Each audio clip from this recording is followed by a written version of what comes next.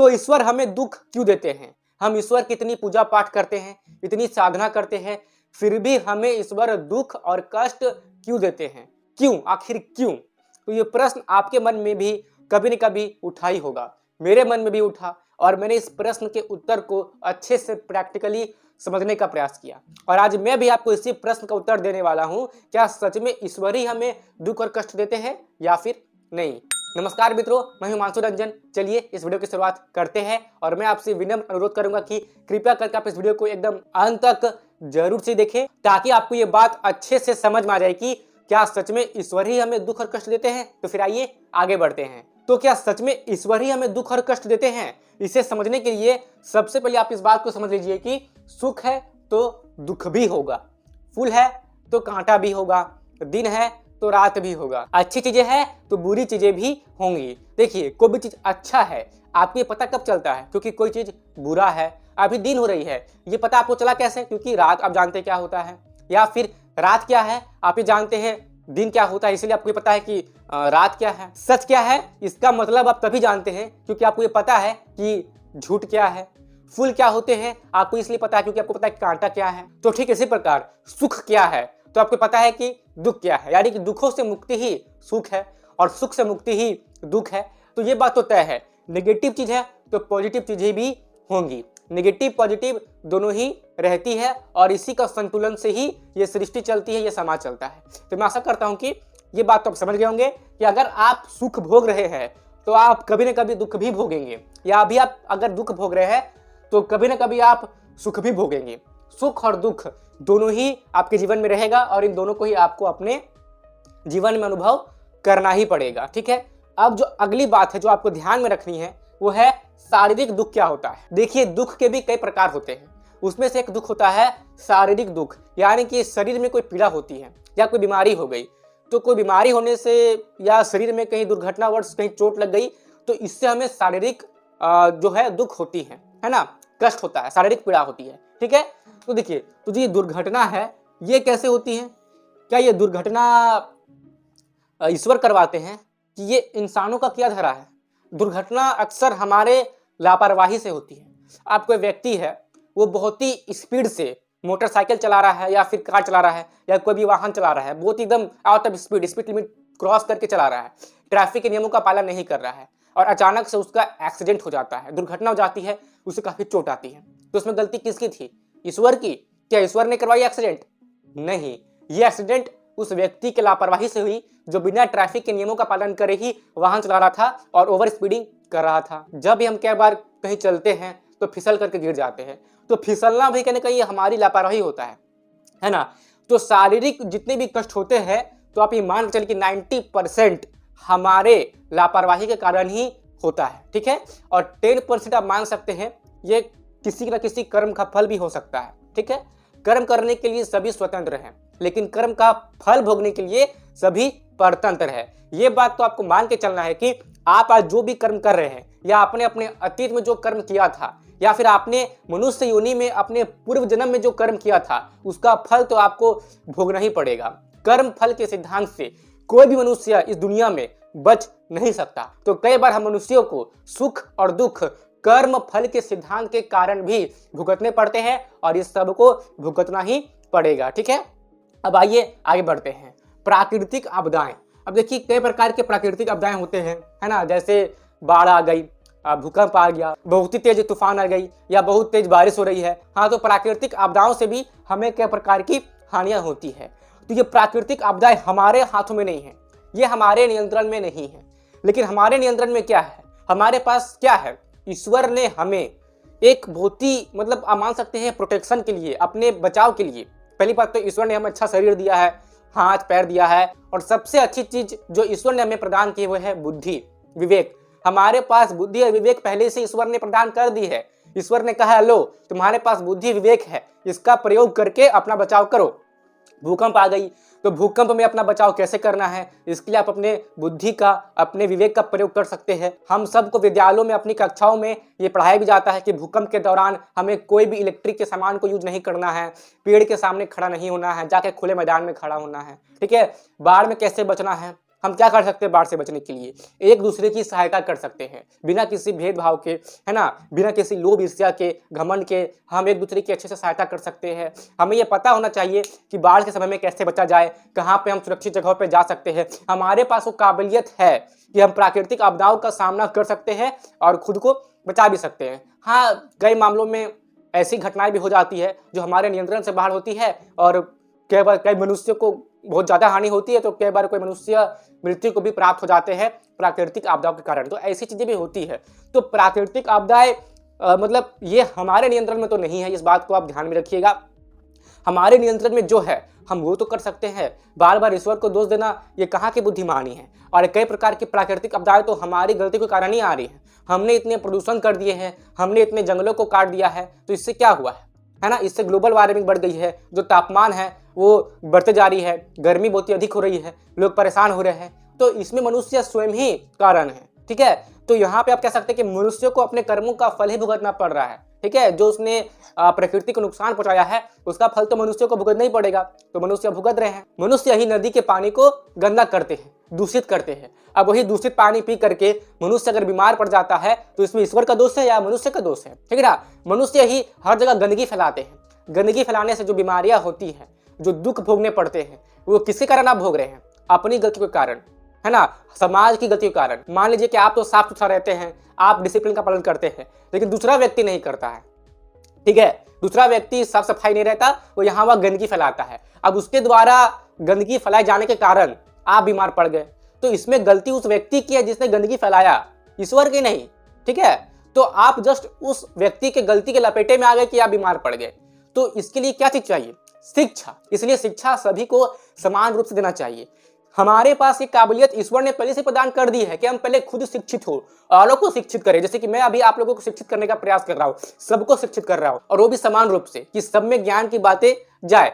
तो हम एक दूसरे को शिक्षित कर सकते हैं कि हमें नदियों को दूषित नहीं करना है, वातावरण को दूषित नहीं करना है। इससे बीमारियां फैलेंगी और इससे जो प्राकृतिक आपदाएं उत्पन्न होंगी, इनके लपेटे में सभी मनुष्य आएंगे, और ना ही केवल मनुष्य, कितने सारे पशु पक्षी भी इसके लपेटे में आ जाएंगे। तो शिक्षित होने की आवश्यकता है, इस बात को आपको ध्यान में रखना है। और अब आप इस कहानी को जरा ध्यान से सुनिए। एक बार की बात है, एक गांव में बहुत तेज बारिश हो रही थी और वो बारिश इतनी भयंकर थी कि उस गांव में बाढ़ आ जाता है। अब बाढ़ आने से क्या होता है कि बहुत लोगों का नुकसान हो जाता है, बहुत से लोगों का घर डूब जाता है, बहुत से लोग बेघर हो जाते हैं, बहुत से लोग यहाँ तक कि मर भी जाते हैं। लेकिन अभी भी एक बहुत ऊंचे बिल्डिंग की छत पे एक राजू नाम का आदमी बैठ करके भगवान की आराधना कर रहा होता है। तभी जो लोग किनारे में हैं, जो लोग साइड में हैं, जो लोग सेफ प्लेस में बचे हुए हैं, वे लोग चिल्ला चिल्ला कर उस आदमी को कहते हैं, राजू तुम वहां पर क्या कर रहे हो? जल्दी से वहां से हट जाओ, बारिश बहुत तेज हो रही है, बाढ़ का पानी बढ़ते ही जा रहा है, अगर बाढ़ का पानी छत तक पहुंच गया तो तुम डूब जाओगे, वहां से हट जाओ। तब राजू उन लोगों को कहता है, तुम लोग मेरी चिंता मत करो, मैंने 25 सालों तक भगवान की आराधना की है, पूजा की है।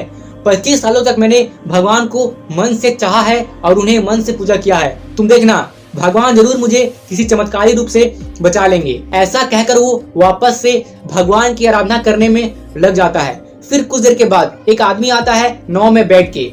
जब वो आदमी उस राजू को देखता है कि वो अब डूबने वाला है, पानी बढ़ जाएगा तो वो डूब जाएगा, तो वो नाव वाला आदमी उस आदमी से कहता है कि तुम मेरे नाव में आ जाओ, मैं तुम्हें किनारे तक किसी सेफ प्लेस में छोड़ दूंगा और तुम बच जाओगे। तो वो राजू उस आदमी को कहता है, जो कि नाव लेके आया था, वो उसे कहता है, तुम मेरी चिंता मत करो, मैं बच जाऊंगा, मैंने भगवान की बहुत सालों से पूजा की है, भगवान जरूरी मुझे किसी चमत्कारी रूप से बचा लेंगे। ये कहने के बाद वो वापस से भगवान की आराधना में लग जाता है और वो नाव वाला आदमी वहां से चले जाता है। फिर कुछ देर के बाद रेस्क्यू टीम वाले मोटर बोट लेके आते हैं राजू को बचाने के लिए। वे राजू से कहते हैं, तुम इस मोटर बोट में आ जाओ, हम तुम्हें बचा लेंगे। तो राजू उन रेस्क्यू टीम को भी कह देता है कि आप लोग मेरी चिंता ना करें, मैं बच जाऊंगा, भगवान मुझे किसी चमत्कारी रूप से बचा लेंगे, आप लोग मेरी चिंता ना करें और आप लोग चले जाए। फिर वो मोटर बोट वाले रेस्क्यू टीम भी चले जाते हैं। फिर कुछ देर के बाद एक हेलीकॉप्टर आता है, जो कि बहुत मोटा रस्सी और बहुत ही मजबूत रस्सी राजू की तरफ फेंकता है, और जो हेलीकॉप्टर में लोग बैठे हैं वे राजू से कहते हैं कि तुम उस रस्सी को पकड़ लो, हम तुम्हें किसी सेफ प्लेस पे छोड़ देंगे और तुम बच जाओगे, तुम्हारी जान बच जाएगी। हाँ, तो राजू देखता है कि हाँ, ये रस्सी जो हेलीकॉप्टर से लटकी हुई है, हाँ, ये काफी मोटी है और मजबूत भी है, और वो आसानी से उस रस्सी को पकड़ के किसी सेफ प्लेस पे जा सकता है। लेकिन राजू उस हेलीकॉप्टर वालों को भी मना कर देता है और कहता है आप लोग मेरी चिंता ना करें, भगवान मुझे किसी चमत्कारी रूप से बचा लेंगे, आप लोग चले जाइए। आखिरकार मैंने इतने सालों तक भगवान की पूजा जो की है। अब क्या होता है कि वो हेलीकॉप्टर भी वहां से चले जाता है। अब कुछ देर के बाद बारिश और तेज हो जाती है, बाढ़ का पानी पूरा ऊपर आ जाता है और राजू उस पानी में डूब के मर जाता है। लेकिन अभी उस राजू की आत्मा बहुत गुस्से में होती है और जब वो राजू की आत्मा गुस्से में स्वर्ग में जाती है और भगवान से कहती है कि मैंने इतने सालों तक आपकी पूजा की, आपको सच्चे मन से चाहा, आपकी सच्चे मन से आराधना की और इसका मुझे ये फल मिला, आपने मेरी जान ले ली, आपने मेरी मदद क्यों नहीं की। तब भगवान उस राजू से कहते हैं तुम ऐसा कैसे कह सकते हो, मैंने सबसे पहले तुम्हारी जान बचाने के लिए उस नाव वाले को भेजा और जब तुम्हें नाव पसंद नहीं आया तो मैंने मोटर बोट को भेजा और जब तुम्हें मोटर बोट भी पसंद नहीं आया तो मैंने हेलीकॉप्टर को भेजा तुम्हारी जान बचाने के लिए। लेकिन तुमने तो सबको इनकार कर दिया, तुमने सबको वापस भेज दिया। तुम किसी चमत्कारी घटना के जरिए खुद को बचाने का जरिया ढूंढ रहे थे और तुम्हारे सामने इतने सारे अपॉर्चुनिटीज आई, इतने सारे अवसर आए अपनी जान बचाने के लिए, लेकिन तुमने किसी चमत्कार का होने का इंतजार करने के चलते उन सारे अवसरों को ठुकरा दिया और इसका नतीजा ये हुआ कि तुम्हें अपनी जान से हाथ धोना पड़ा। जो भी हुआ ये सब तुम्हारी गलती है। मैंने तुम्हारी जान बचाने की कोशिश की, वो भी 3 बार, लेकिन तुमने सबको ठुकरा दिया और इसका नतीजा ये हुआ कि तुमने अपने जान को गवा दिया। मैंने तुम्हारी हेल्प की थी, मेरी कोई गलती नहीं है, सारी गलती तुम्हारी है।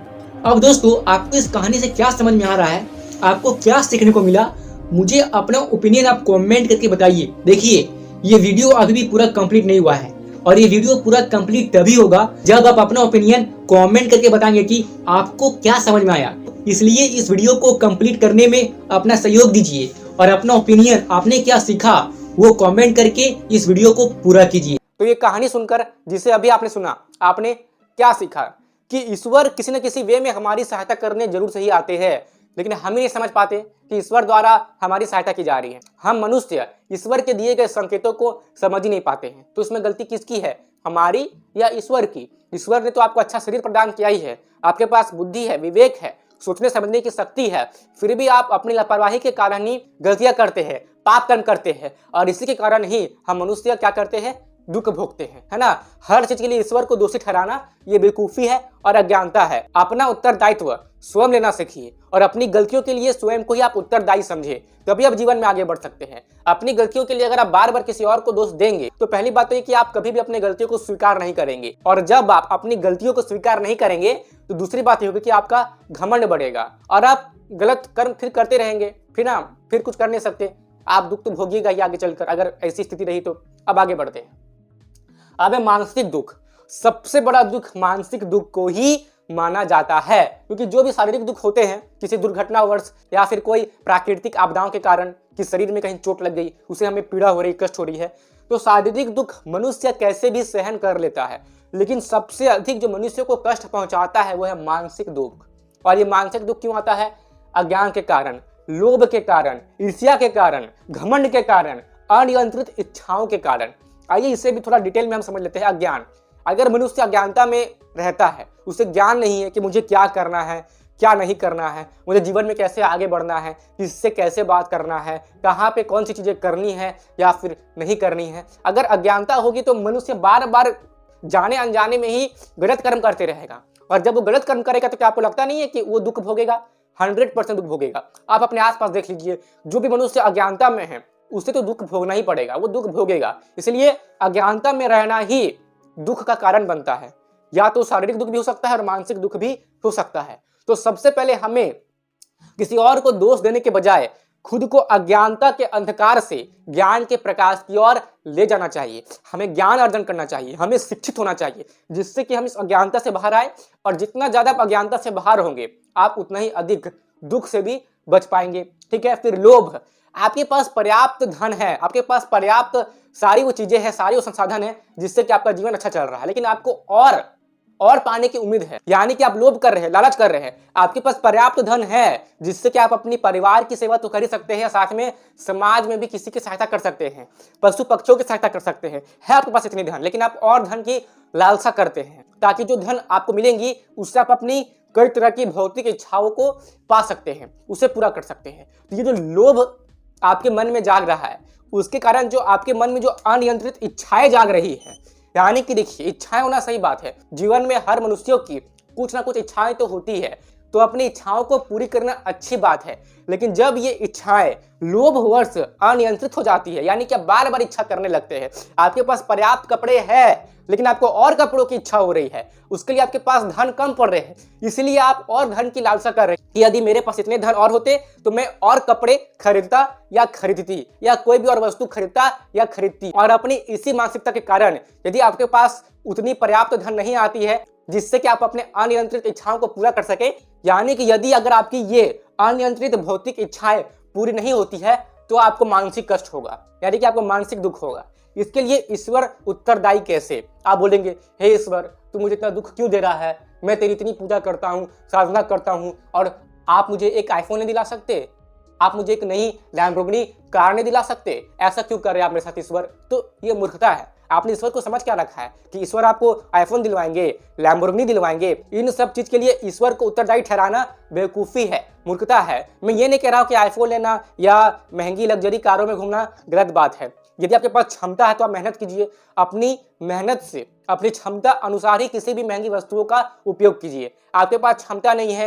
योग्यता नहीं है, उतनी आपके पास पर्याप्त धन नहीं है कि आप महंगी लग्जरी वस्तुओं का प्रयोग कर सकते हैं, फिर भी आप उन सब चीज़ों को उपयोग करने की चाह और इच्छा अपने मन में रखते हैं और आप में योग्यता नहीं है, तो 100% आप उन इच्छाओं को पूरा नहीं कर पाएंगे और आपको इससे मानसिक दुख होगा।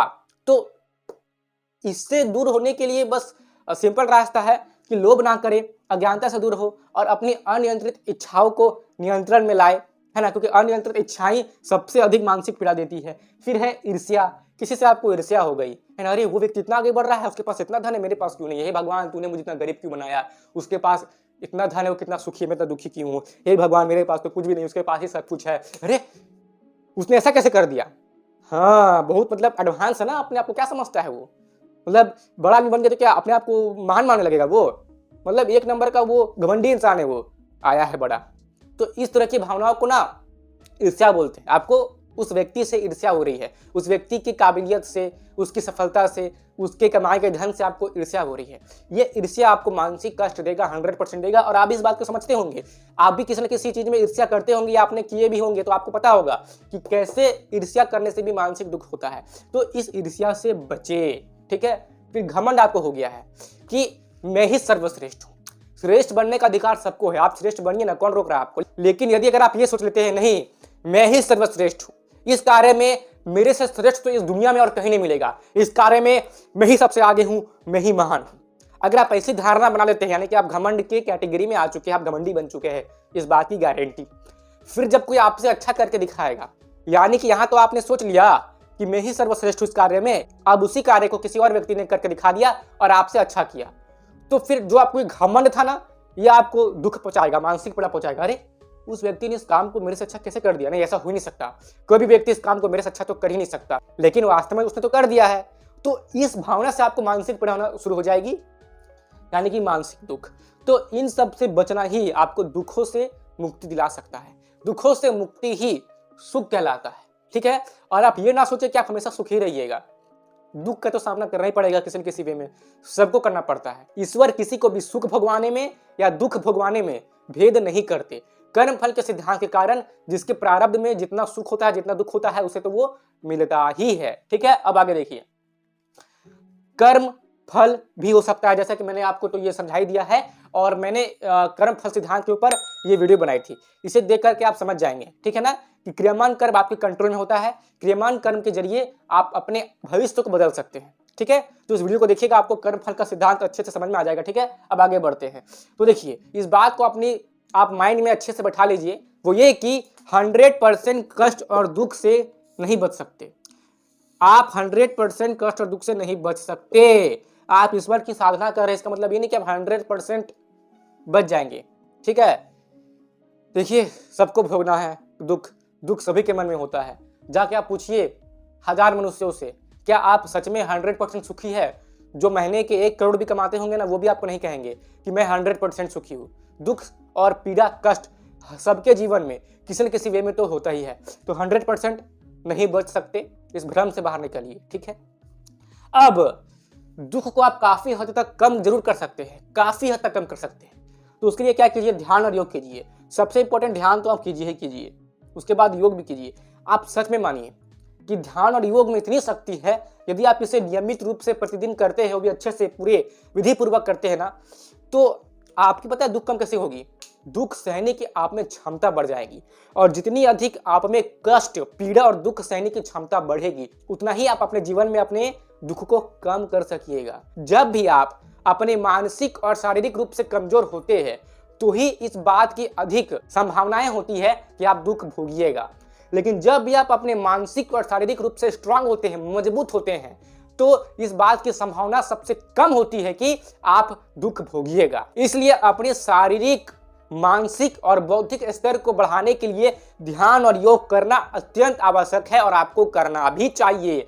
अब जो आगे है वो है आत्मज्ञान, यानी कि आपको जितना अधिक आत्मा और परमात्मा के सत्य स्वरूप का ज्ञान होगा, उतने ही आप दुख से मुक्ति पाने लगेंगे, ठीक है। अब ये आत्मा और परमात्मा का सत्य स्वरूप क्या होता है, इसे जानना बहुत ही कठिन है, लेकिन यदि आप इसके बारे में जस्ट एक कॉन्सेप्ट, एक बेसिक जानकारी चाहते हैं, तो आप मुझे कमेंट कर सकते हैं।